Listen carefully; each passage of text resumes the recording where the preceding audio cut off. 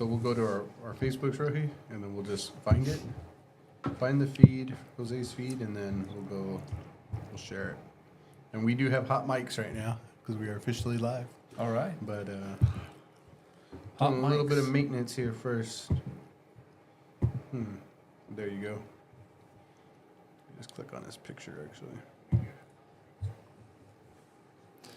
So for those of us that, those of you that are just standing by, no worries, we'll get you going. We're going to talk about some local topics, but we'll bring that to you here in just a minute as we're trying to get our social media platform set up.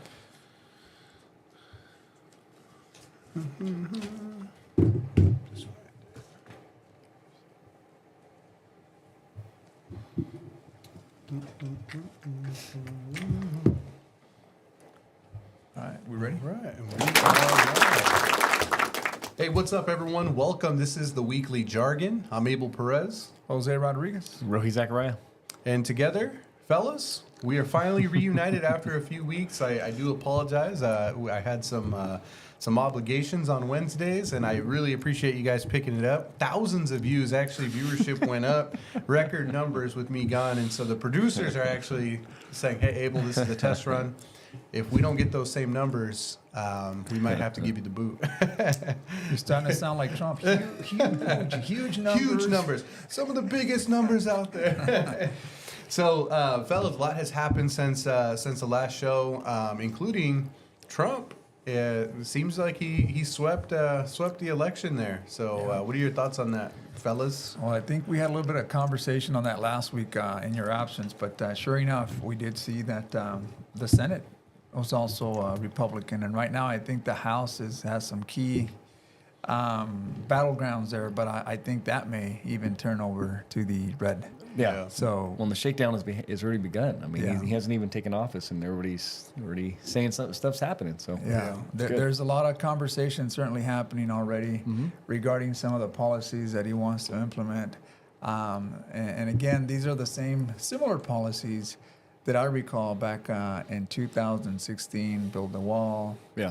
mass deportation, again, certain tariffs, how that's going to change. And certain people may be a bit nervous because, obviously with tariffs comes added inflation, although people may not see that. I mean, yes, it's going to create tariffs for imports, but who is purchasing those products? Typically, it's your vendors, right? Yeah. So they pass that on to you, the consumer. Yeah. And that's the one thing people don't know. It's almost like a secret tax. Here you have tax cuts, but at the same time, who's paying for those tax cuts? I mean, you have to rob from Peter to pay Paul, right? So you're going to take these tariffs that you as a consumer are going to pay, and then they're going to give you tax cuts. And the majority of the tax cuts don't really go to you. They actually go to the higher bracketed incomes. So that's kind of funny. We'll see how that plays out. But I mean, hopefully it's a kickstart to the economy because we've seen inflation here for quite some time. Yeah. Well, he brought on Elon Musk to help that out. So we'll get through some government efficiency, as he says. So. Okay, we'll see. I'm waiting to see how he performs. Yeah, and I know you guys jumped into the conversation last week, but and I wasn't part of it, so I just kind of want to circle back on the idea is like aligning himself with Elon Musk, going on the Joe Rogan podcast, here down the stretch of the election, and that seems to have worked, right? Mm-hmm. Those type of figures, certainly Elon Musk, but even Joe Rogan from a standpoint where he's earned his, I guess you could say, respect for mediation or just simple conversation. And that, do you think that had a big influence of him getting over the hump? I think it really helped with a lot of the younger generation because who listens to Joe Rogan, right? What's the age group, right? And the demographics that are listening to Joe Rogan when he's jumping with Elon Musk. Elon Musk now owning X and putting out content like no tomorrow. Obviously, it shapes the way people think, right? So I think whatever demographics are within that Joe Rogan, the X, and any other social media platform that can be, obviously you're going to try to buy ads and you're going to try to, buy your way through the presidency. And I think he's done a good job there. And one of the bigger conversations that I keep on hearing, especially soon after the election, is the Latino vote, right? Yeah. Especially more on the male Latino vote.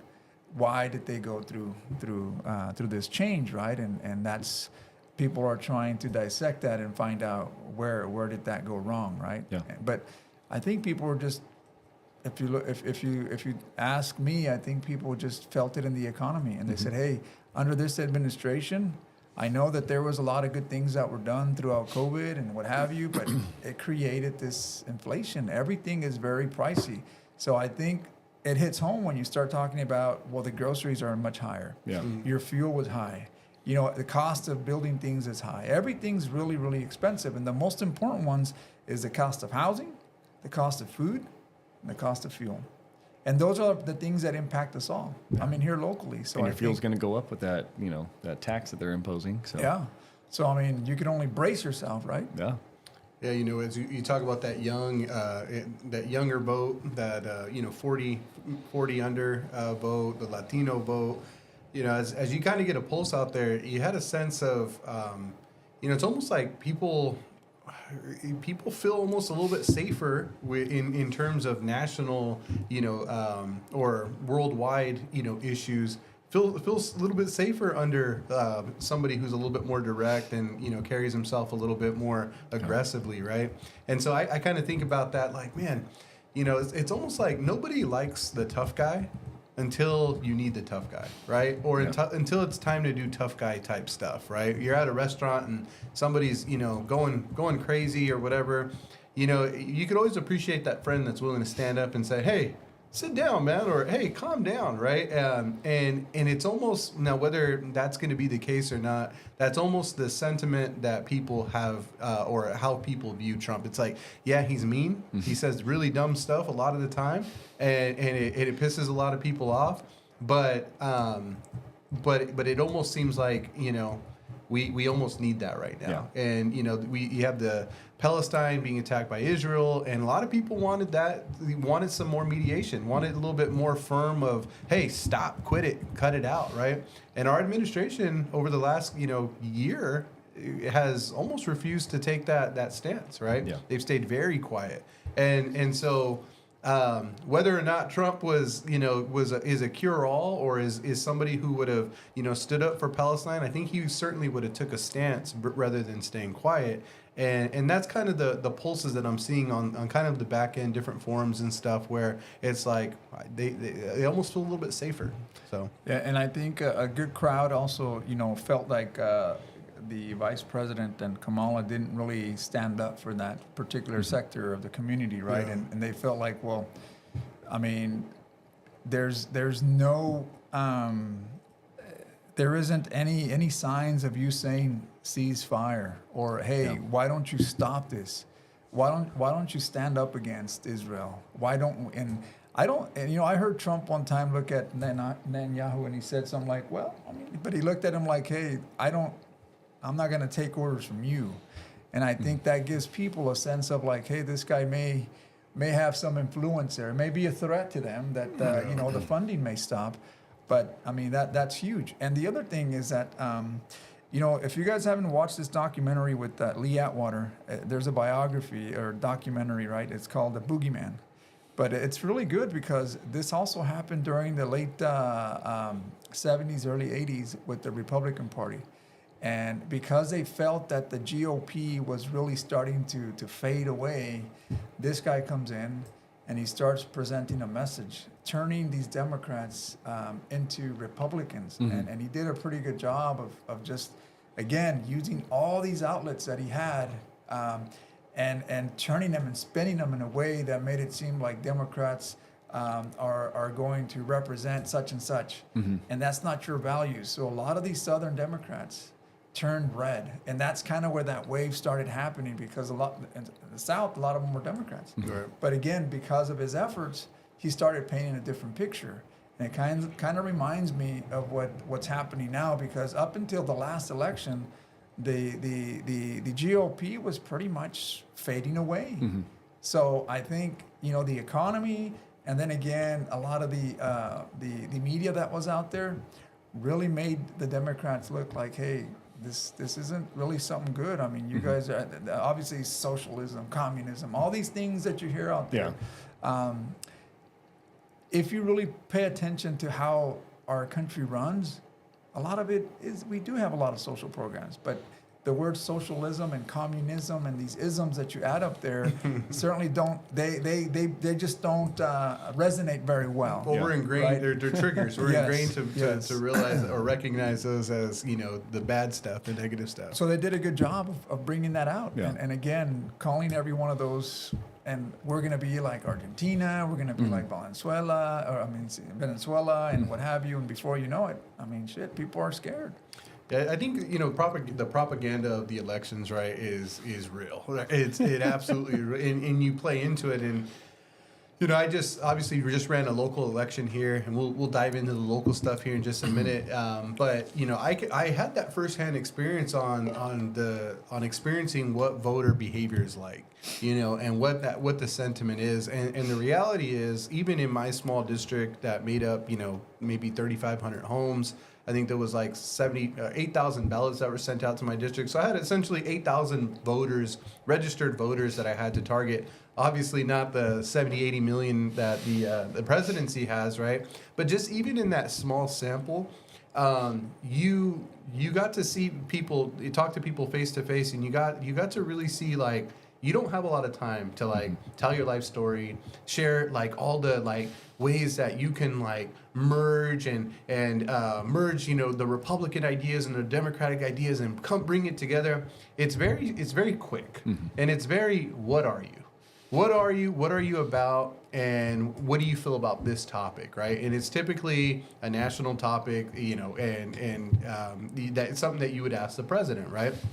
But it's very quick like that. And so, a lot of people's, their voting behavior is going to be dictated based off of that quick conversation, right? And so you see this like push of mailers. We all got the text messages, the phone calls, right? And as you got closer to election day, they became more and more aggressive, right?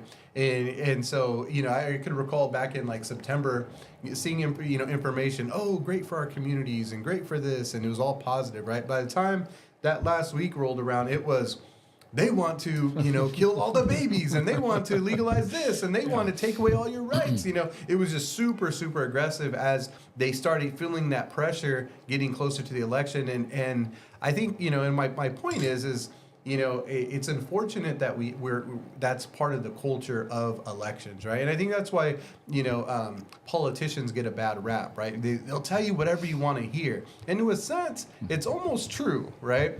Now, I will say, when you hear Donald Trump at his rallies, it's a different Donald Trump than what you heard on Joe Rogan. We'll circle back to that, right? Joe Rogan, he was almost like the Donald Trump of the 90s that we were used to seeing, that cool, calm, yeah, you know, this and that, just sharing his ideas, sharing his thoughts, and yeah, he's not, you know, I saw these fact checks on him. Well, he's this and that. It's not that he's like blatantly lying. He does exaggerate a little bit, right? So, you know, like a friend was telling me, well, if the answer is 50, he'll say 60, you know, and he'll always inflate it a little bit, right? But I think that's where, you know, where if you can get these politicians on a different platform, a lax platform with the individual who has the credibility, like a Joe Rogan. I know at one point, like Oprah Winfrey was considered that, you know, probably not so much now. But you take these people who aren't scared to ask the difficult questions. You know, you probably see Shannon Sharp next interviewing these people, right? Drinking some whiskey and or Hennessy and enjoy having these conversations. But you take them out of that element of, oh, I have to tell the crowd what we want to hear. You put them on a neutral platform, and I think you start seeing the real them, right? And so anyway, it can get nasty. I did experience that a little bit myself here. Well, and when you talk to people, especially this election, when it especially came to the presidency, was people only reason not to vote for Trump is they don't like him. Yeah. So it had nothing to do with his policies or what he plans to make things better or worse. It was, I just don't like the guy. And I think that's where sometimes people get a little off track about, you know, that's fine. You don't have to like who I am, or maybe I said something, or, you know, I did something you didn't like 20 years ago. But if I'm going to make something better, especially for our community, that's what should matter, you Yeah. know. And what Trump does better than any other politician, he's not a politician. If he says I'm going to build a wall, he's going to build a wall. If he's going to, you know, make these changes, he's not a politician saying that, and 4 years later we'll say, well, he didn't accomplish these goals. He's going to go after everything. And that's kind of almost like what you would want from your local politician, right? I mean, what he says is what you would hope that, you know, somebody like Jose would say up there, is saying, I want what's best for our community. If that means cuts because we don't have the money, it means cuts. Not saying, well, we're going to raise taxes, we're going to, you know, do this, we're going to do this. It's what's best for the community. So, and I think that when it comes to that propaganda, you know, it's funny, but these things work. I mean, because history has taught us that propaganda in the past, you know, they shape people's minds, right? And one of the interesting facts is that there was a lady in TikTok that was talking about how German students, high school students, are learning about American propaganda.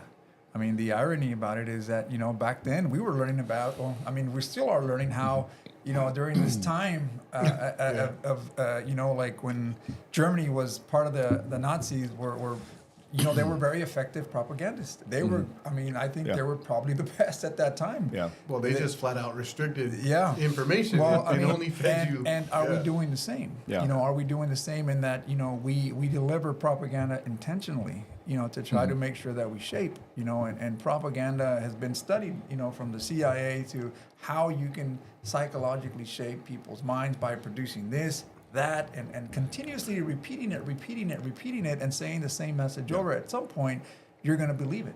But it's not just propaganda, though. What's different, if you talk to people that don't live in the United States, they know more about us than I know anything about their country. And I think that's the other big difference. When you say propaganda, it's that not just that, you know, what you're saying, they're just telling us certain things. It's that, okay, everybody, we live in this bubble.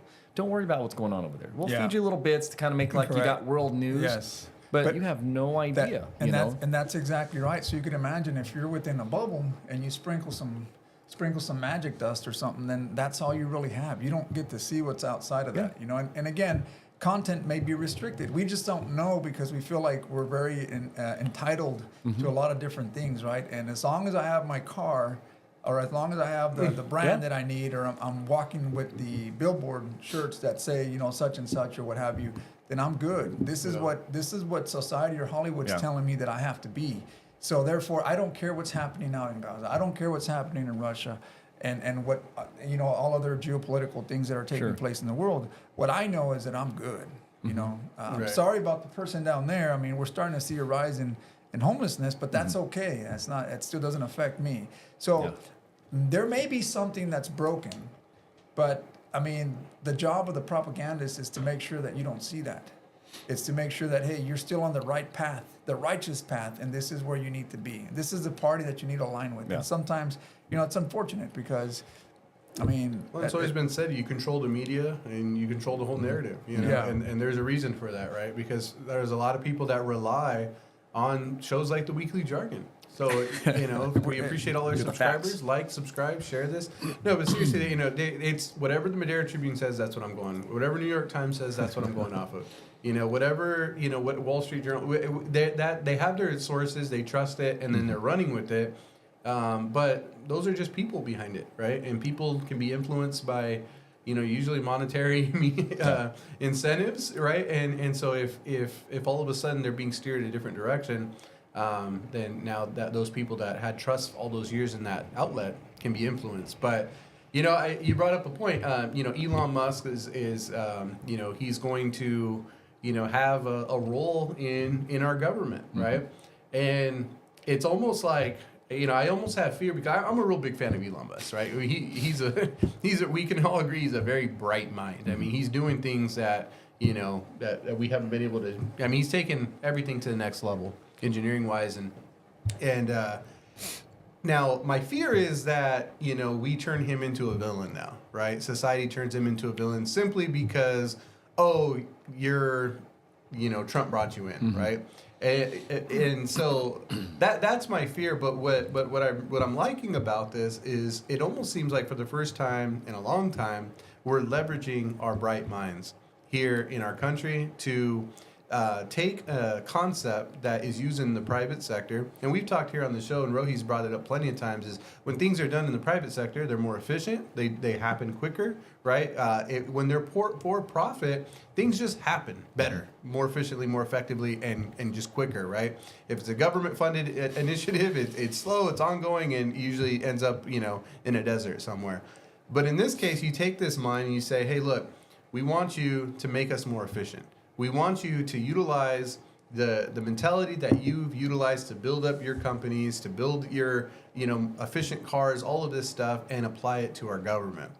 Now, I think there's a lot of power behind that, and I hope it would encourage other bright minds, like the Bill Gates of the world, to come together and say, how do we take our government system that's aging, right? And we're kind of reaching the end of our dominance. If you look at any empire that's ever dominated over history, and how do we revive it so that we can prosper for another 50 to 75 years? And I think that's a good start.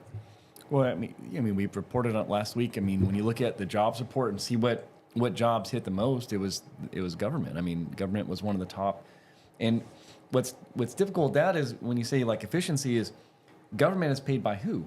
Paid by taxpayers. And I think that's where people have that disconnect when you say like, oh, we're going to get a tax refund, or there's this money coming back to you in a grant. Well, that's not magic money. That's right. Money you took from me and you sprinkled where you felt you wanted it to. So, that's why they're scared of him, is because he's talking about shrinking government. And you kind of have to, because that's where, again, taxpayer dollars are essentially going to waste, giving these jobs. I mean, they're not making money. A government job is not a money-making job. It's just there to use It's your money. additional spending Yeah. for, again, social programs, whether you call them corrections or you call them education, or you call them transportation. Those are infrastructure, right? Because a lot of the monies that did come about with these bills, the bipartisan infrastructure bill, a lot of that money was to provide, again, additional funding for the dilapidated infrastructure we have in our country. We haven't really done anything to try to restructure or fix a lot of these things that are out there. That's why when it comes to transportation, you'll start seeing folks, well, our roads are like shit. Well, yeah, I mean, there's not enough funding out there to try to bring them up to par, right? And every time we put these, kick the can down the road, well, then there's cost to maintain that, and it continues to increase. You don't add some type of index that says, hey, we need to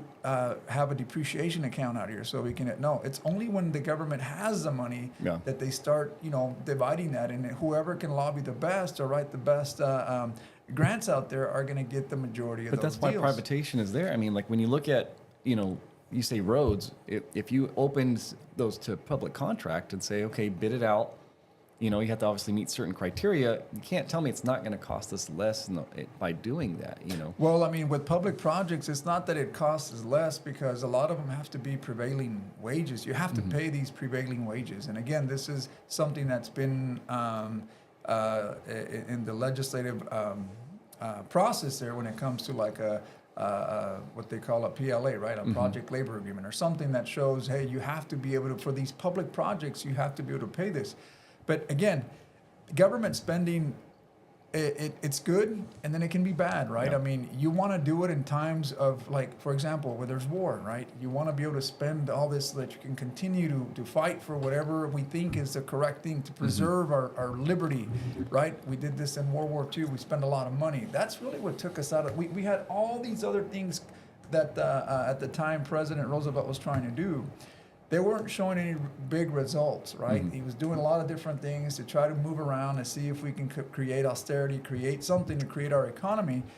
But truly, what really pulled us out of there was going back into war. But I'm saying, like, if you were to do the high-speed rail, if you would have made it majority private contracts, we probably would be riding a train today and not having a few hundred miles of track that's done across the state. It's funny you say that. I was at a conference and I was with someone out there that's a planning engineer, and he says, when I went to Korea, I was there, stayed there for a couple of years, went back 5 years later, and they finished it, right?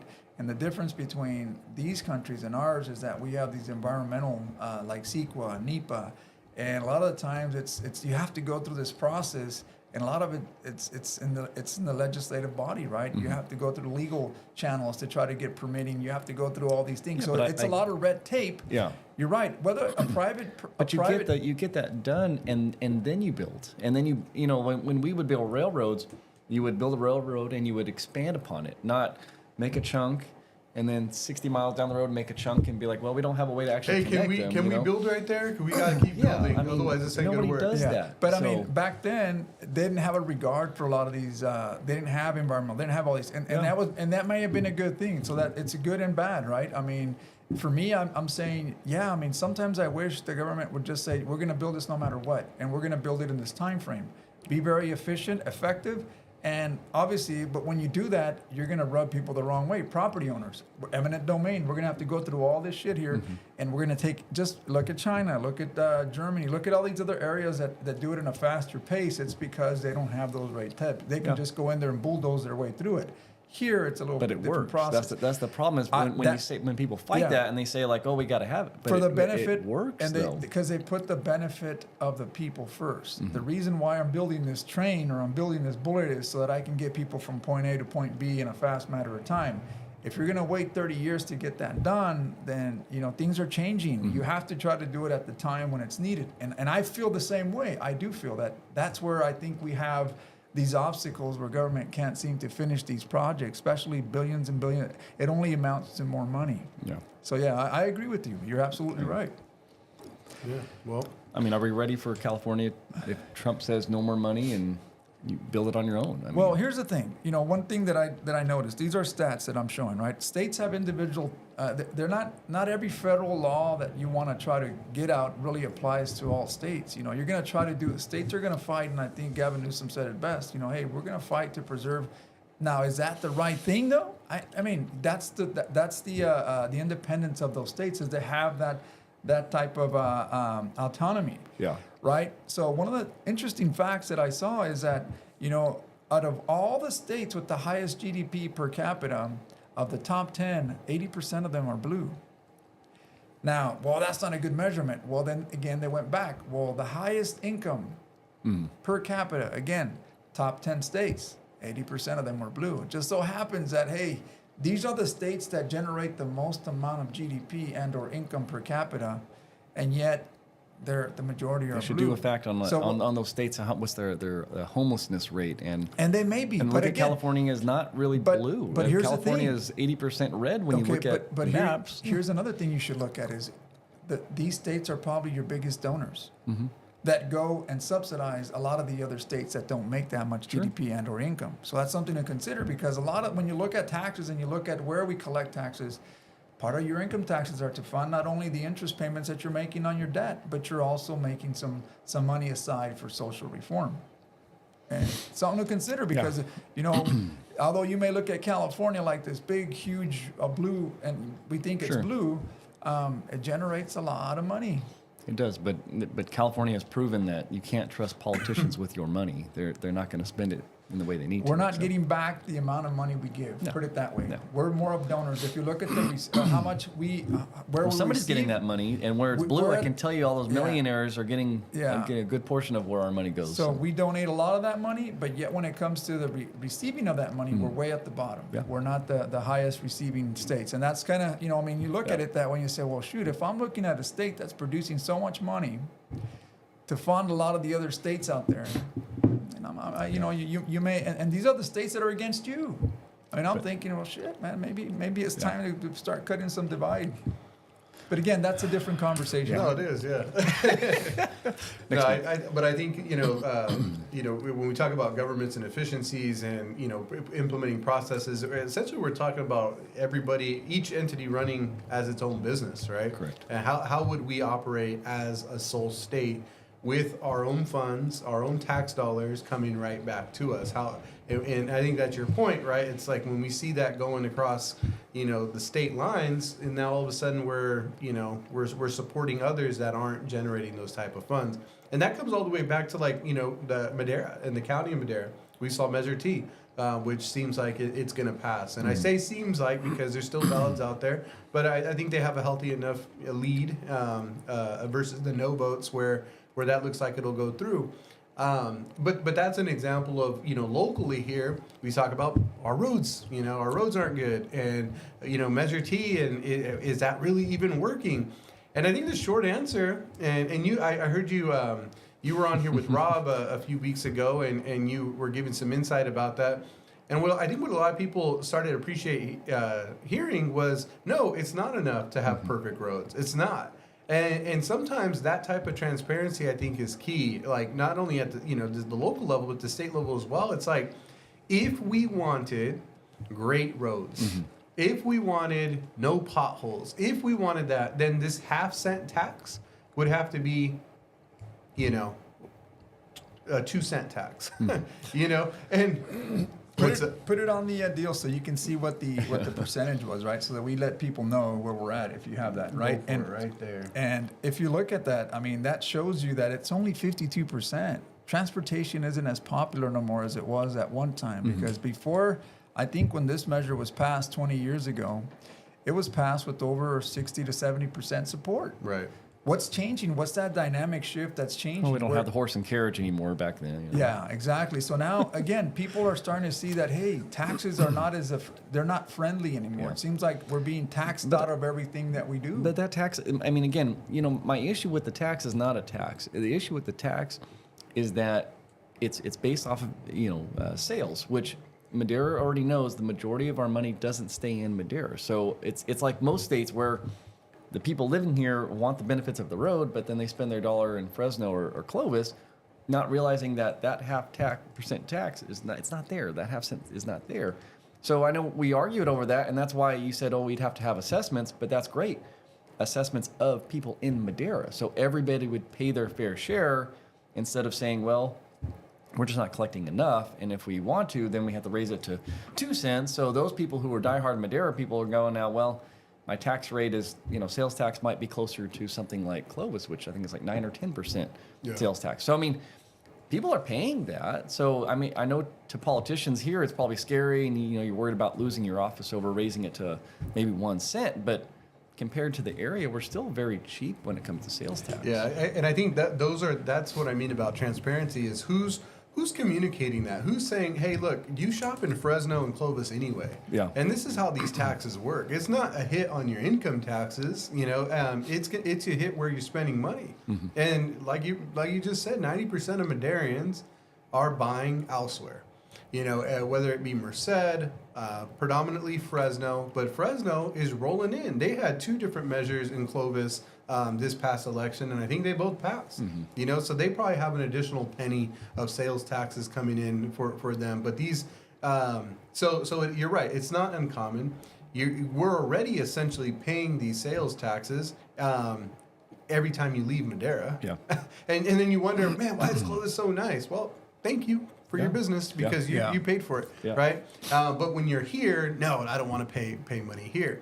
And we also have to realize too, we're on one of the biggest highways in almost probably the country, right? Highway 99, one of the most dense or a highly used highways, and there's a lot of opportunities to capture these travelers, and they really have no choice but to stop, and oftentimes here in Madera, and so that additional tax will be imposed on them. And so but again, it's how much money do we need to have this? It's kind of like when you go and you're buying an item, right? It's like, well, you can buy this one for this much, and here are the features and benefits, or you can buy it for this price, but you're only going to get this, and then this is our budget item, and this isn't going to give you your bare minimum, right? We almost need like a tier. And maybe now that Measure T has passed and we've retained what we have already had in place, now it's time for the next measure, or in preparation of the next measure, of saying,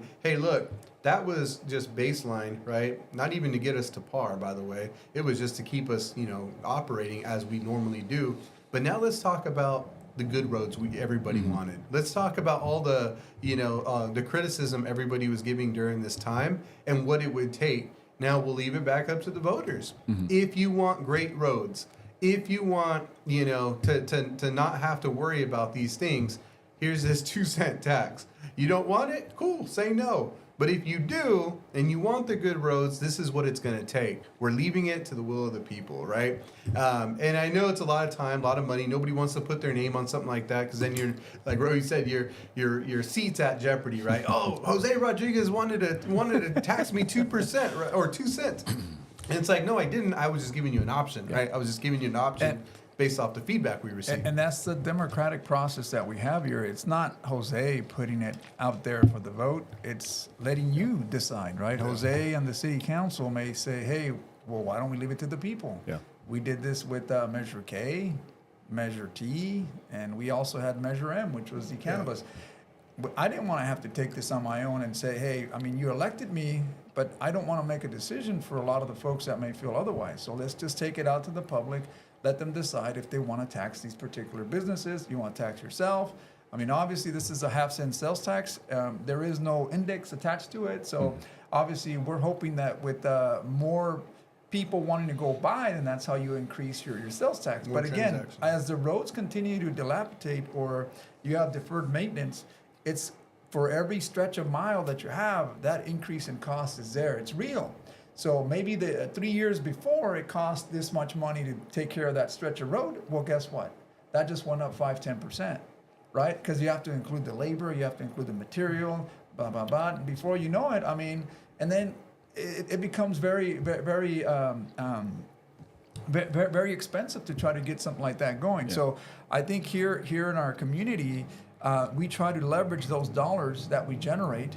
And we try to leverage that with other state and federal funding so that we have the money so that we can put these projects in place. Because otherwise, you'll go to our city council meetings and you'll see that we have these capital improvement projects, some of them being transportation related.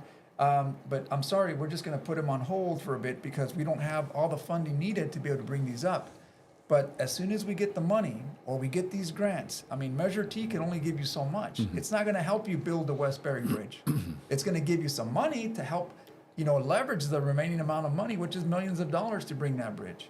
Oh, what about the other interchanges? So to a good point you mentioned is that's why you see, and it's sad to say this, but we need it. You see a lot of these gas stations that are placed in certain strategic locations. We're trying to flag you down from the freeway. Hey, come see our shiny big billboard signs up here. We have not only we have Starbucks, we have Pilot, we got the Cinnabon. the Loves, we have In-N-Out. I mean, because hey, we want you to stop here so that Yeah. you can leave some of that money. And now, as people are starting to the behavior of wanting to purchase online, then there's that Wayfair deal where now, if you purchase something online and you have your address registered here, that sales tax comes back to us as Yeah. well. Which is great because before that, I mean, imagine having to get these Amazon things or eBay and you're Right. buying somewhere else, but it helps. But to your point, when we go outside of Madera, obviously we're dumping a lot of sales tax, and you may not think it's a lot, but It adds after you up, spend yeah. $1,000, it certainly adds up. So Jose, I got you got Measure T up, or the local measure up right there. But we wanted to bring some attention to this estimated unprocessed ballots report, and this report can be found on votemadera.com, and so basically what we have here is a report showing that we have about 10,700 ballots that are still not counted into our local results, right? And so why is that important, or why is that kind of a big deal? Obviously, there's plenty of counties out there that still have ballots that haven't been processed as they try to get through them all. Madera, obviously, pretty large in size geographically, so I'm sure there's obstacles there.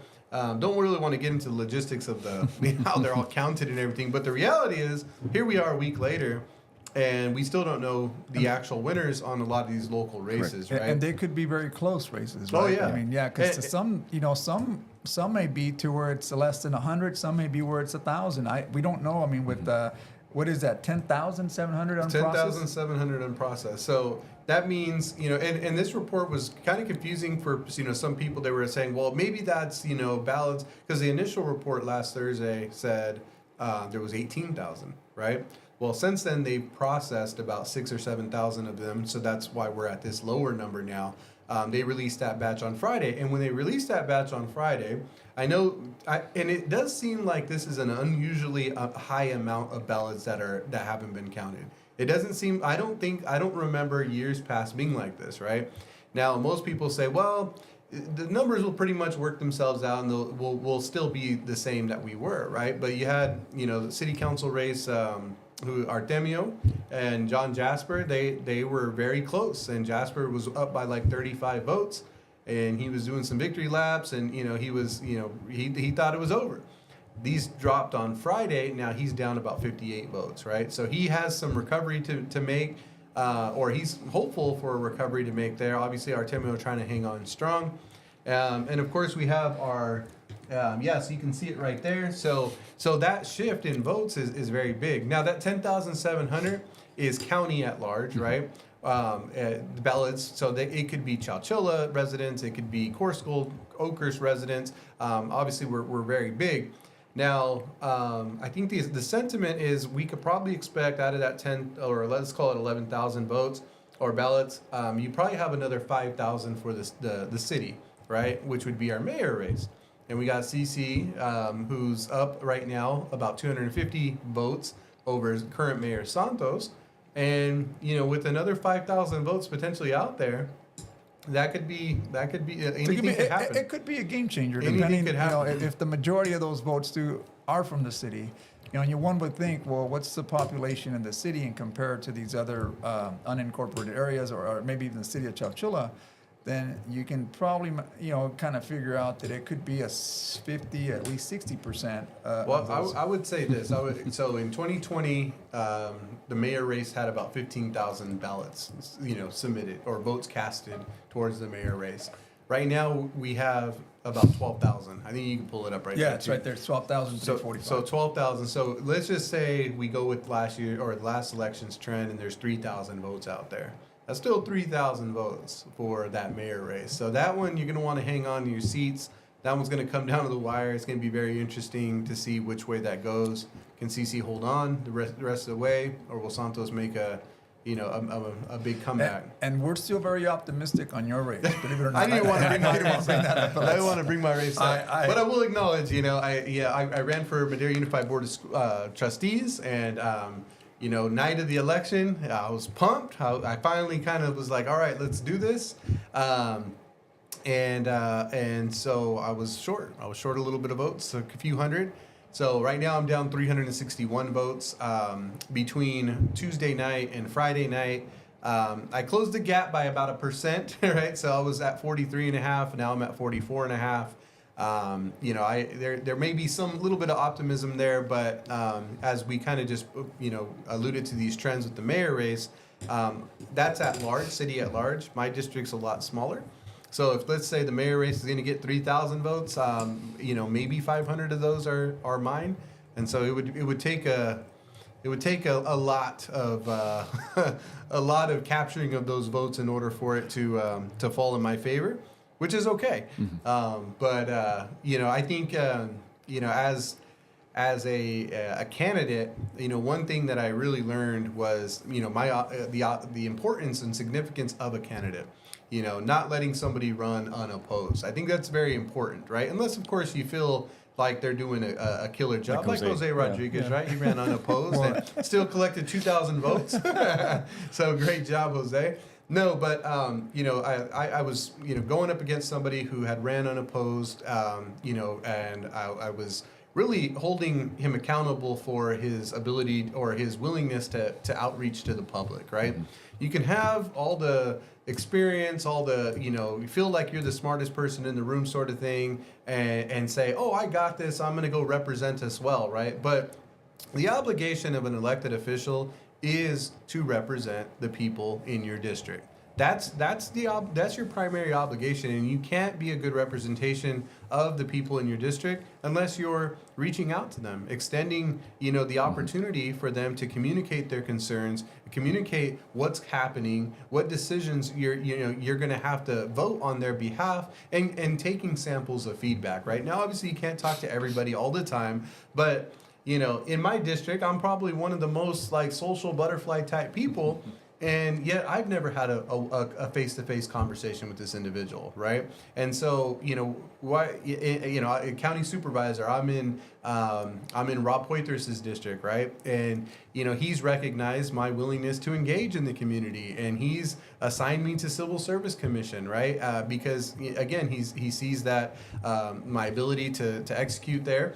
But my point being is, electeds out there, your obligation is to your people. You have to be willing to engage. You can't be a hermit crab. You have to be willing to be out there and take that feedback, because that's your primary role and responsibility. So, I hope that out of this, yes, I took the loss, but I hope out of this, the individual who's representing me and my family, by the way, because we are residents of that district, I hope he can take that feedback and say, okay, I will engage in order to make sure that I am best representing the people in my district. And I think that's greatly appreciated coming from you, Abel, that you're able to be very humble and the way I'm not saying concede or anything like that, but at least you're showing that, hey, I want to be heard. Yeah. We want to be heard, especially when it comes to the education of our community, because my kids, you're vested in the community, right? So you want to see that. And I appreciate that. I think it's important for us to get through this year. And I'm glad you came on and you really expressed that. And So- full disclosure, this is not a official. Yes, I'm not you're not. conceding. You're I'm not not. conceding. I'm And- just saying based off what the results are right now. Yes. So if some miracle happens, don't. And put me in we're court. very optimistic on that. Yeah. So, Rohi, what do you got going, brother? Talk to me. Good. No, it'll be interesting to see how things plan out. I mean, obviously, things could still shift, and we're still hopeful for you. Yeah, thank you. I mean, it is. I mean, I think this election was all about people were wanting some kind of change. So, I mean, Yeah. usually the incumbent has that, that feeling of security, but I don't think this time around everybody had that. So, no. Even me, I felt like there was going to be a writing somewhere in there. Rohi Zachariah. No, jokes aside, I think, and this is why I think it's important for us to have these on a weekly basis. We want to bring you updates on what's taking place here locally. Sometimes, we get into the national politics. I mean, we can't help it, right? We just have these things. Rohi and I. We know it's important to the Yes, people too. yes. So. But more importantly, I think just trying to keep here local. We hope to bring you more content. If you're looking at this through my timeline there on Facebook, comment, just like and maybe share.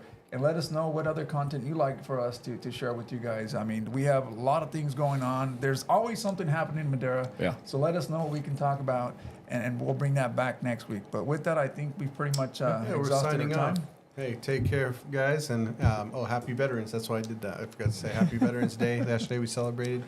Thank you for all your service out there, and thank you for your continued support of the show.